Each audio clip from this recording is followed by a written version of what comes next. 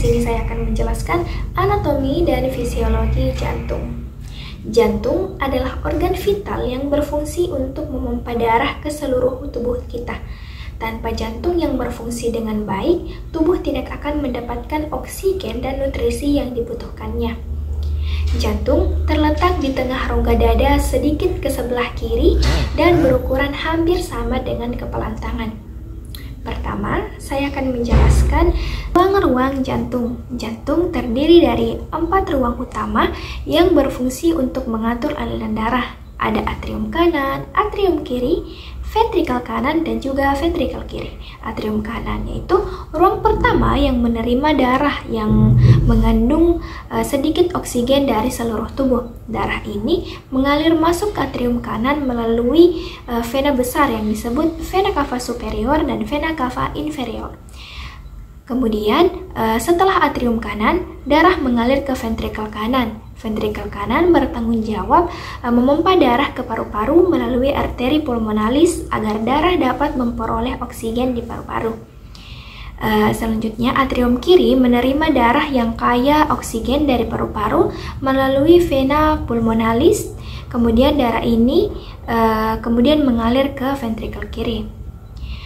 Selanjutnya yaitu ruang terkuat di jantung, yaitu ventrikel kiri yang dimana akan memompa darah yang kaya oksigen ini ke seluruh tubuh melalui arteri terbesar yang disebut dengan aorta.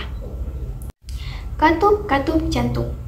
Katup jantung adalah pintu-pintu yang membuka dan menutup untuk mengatur aliran darah satu arah di antara ruang-ruang jantung. Ada 4 katup penting, yaitu pertama ada katup trikuspid.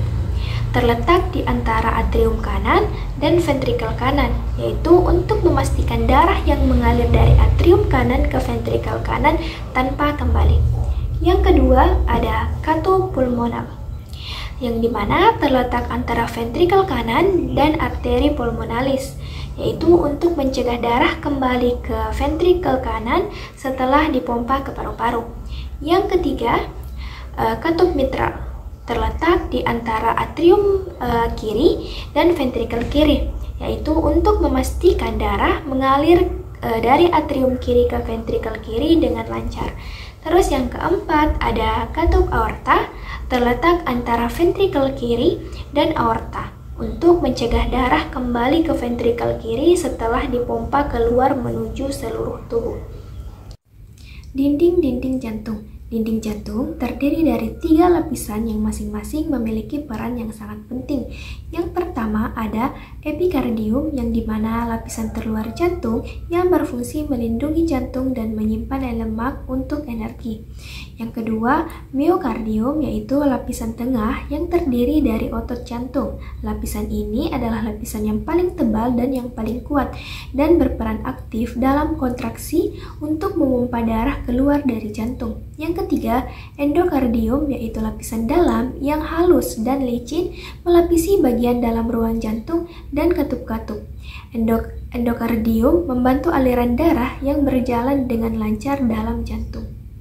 Sistem konduksi listrik jantung. Sistem konduksi listrik jantung bertugas mengatur detak jantung dan memastikan agar kontraksi jantung terjadi secara teratur. Sinyal listrik ini dimulai dari SA node yang dimana berfungsi sebagai penginisiasi sinyal listrik yang ada di atrium kanan yang kemudian menyebar ke seluruh atrium yang menyebabkan atrium akan berkontraksi. Selanjutnya AV node, yaitu dimana di AV node ini terjadi penundaan sinyal sementara untuk memungkinkan darah mengalir sepenuhnya ke ventrikel sebelum berkontraksi. Selanjutnya serabut Purkinje, di mana serabut Purkinje ini berfungsi untuk menyebarkan sinyal ke ventrikel yang dimana menyebabkan ventrikel berkontraksi dan memompa darah keluar dari jantung. Proses sirkulasi darah. Darah yang kekurangan oksigen mengalir kembali ke jantung melalui pembuluh darah besar, yaitu vena cava superior dan vena cava inferior. Darah ini masuk ke ruang pertama jantung yang disebut atrium kanan. Dari atrium kanan, darah mengalir ke ventrikel kanan. Aliran ini melalui katup trikuspid yang berfungsi seperti pintu satu arah yang memastikan darah tidak mengalir kembali ke atrium kanan.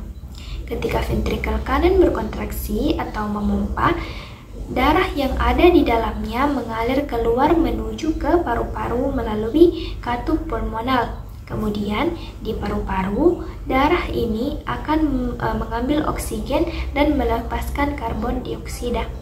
Setelah mendapatkan oksigen di paru-paru, darah kembali ke jantung dan masuk ke atrium kiri melalui pembuluh darah yang disebut vena pulmonalis. Dari atrium kiri, darah mengalir ke ventrikel kiri melalui katup mitral.